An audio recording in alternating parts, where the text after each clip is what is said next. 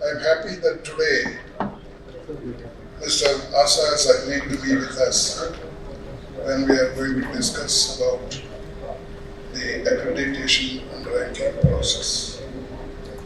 I would like to take some time on how we are going and what should be done for as a country. As a country, we are lagging behind in higher education. You know, the gross enrollment ratio varies from 60% to 100% in all the developed countries, and our GER is 28%. So we have to go a long way, and the new education policy talks about taking this 28% to 50%. It means almost the students who are in higher education have to be doubled. At present, as Mrs. Jayaram pointed out, we have 4.5 crore children studying in about 55,000 colleges and 1,200 universities.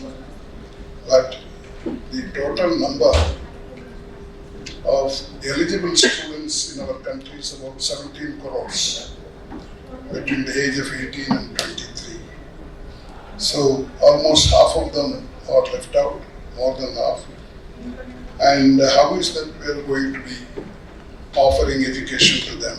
Unless we take education seriously, both the union government as well as state governments spend on education enough money, they cannot be brought in. But somehow it is not happening. Even though for the last 50 years, there has been suggestion that 6% of the GDP should be spent on education, we always hover around 3%, maximum 4%.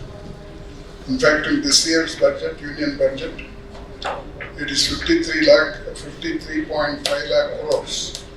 Only around 2.5% of the budget is allocated for education. Of course, state governments try to spend more, but their income is less comparatively.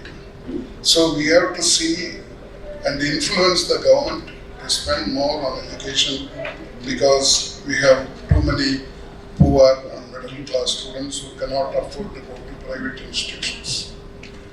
There again, even though we have government colleges and universities, they don't admit more children.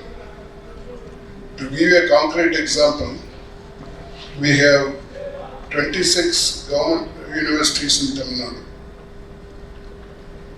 Except 2 universities who have more than 10,000 students.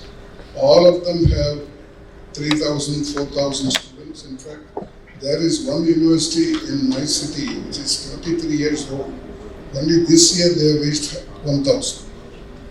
There is one women university in Kodaikanal which is 40 years old, whose strength is 800. So this is the kind of universities we have, because they don't want to admit more children because they will have to spend, appoint more teachers, build more classrooms, labs, etc. And this attitude has to change. Both the union and the state governments have sit together and see that enough money is allocated, and also more students are admitted in government institutions, because many parents cannot afford to go to private colleges and private universities. Another thing is, education should be kept out of all the political controversies. Now it is not happening. I was there in Parliament long back, 1967 to 77. We used to see that every year there will be a conference of education ministers with the union minister or secretary's conference. Now it's not happening much, and that is why I see there is a policy from the center, education policy, and some states have their own policies. It creates problem, and not only that, where there is a difference of opinion between the governor and the government, there are no way chancellors. To give a concrete example, out of this 22 universities in Tamil Nadu, 16 universities do not have vice chancellors. What will happen to the quality of education? To be concrete, the Madras University, one of the oldest universities of the country, you know, it was established in 1857. There is no vice chancellor for the last 3 years. I would request Mr. Nasaji, if it is possible, to influence the governments. Of course, all others are there. To see that whatever controversy is there between the center and the state, it should not affect education, it should not affect the students. That is as far as the governments are concerned. As far as the ranking is concerned, I find the number of students studying is not given preference at all in any of the accreditation or ranking.